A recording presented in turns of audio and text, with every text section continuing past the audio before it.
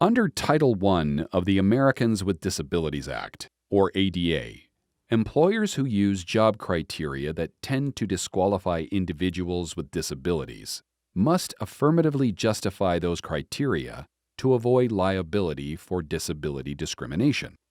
But what happens if another federal law obligates the employer to use those job criteria?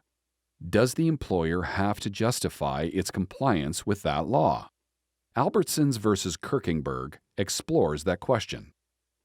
Albertsons, a national grocery store franchise, hired Hallie Kirkingburg as a commercial truck driver after a doctor incorrectly certified that he met basic vision standards required for interstate commercial truck drivers under regulations issued by the United States Department of Transportation. These regulations prohibit interstate companies from allowing any individual to drive a commercial vehicle without meeting the basic vision standards. Kirkingburg drove for Albertsons for over a year, then took a leave of absence to recover from an injury. Albertsons required Kirkingburg to undergo a physical exam before returning to work. This time, a doctor correctly found that Kirkingburg didn't meet the department's basic vision standards.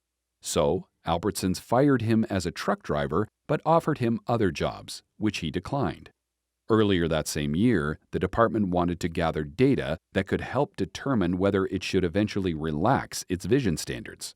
So, it started an experimental program, allowing truck drivers who couldn't meet the basic vision standards to apply for a waiver if they had sufficient experience and a clean driving record. Kirkingburg applied for and received a waiver, but Albertsons refused to reinstate him as a truck driver. Kirkingburg then sued, alleging that Albertsons discriminated against him based on his visual disability in violation of the ADA. Albertsons moved for summary judgment, arguing that, as a matter of law, it was justified in firing Kirkingburg because he wasn't qualified under the department's basic vision standards regulation.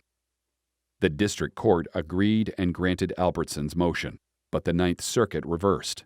Albertsons then appealed to the United States Supreme Court.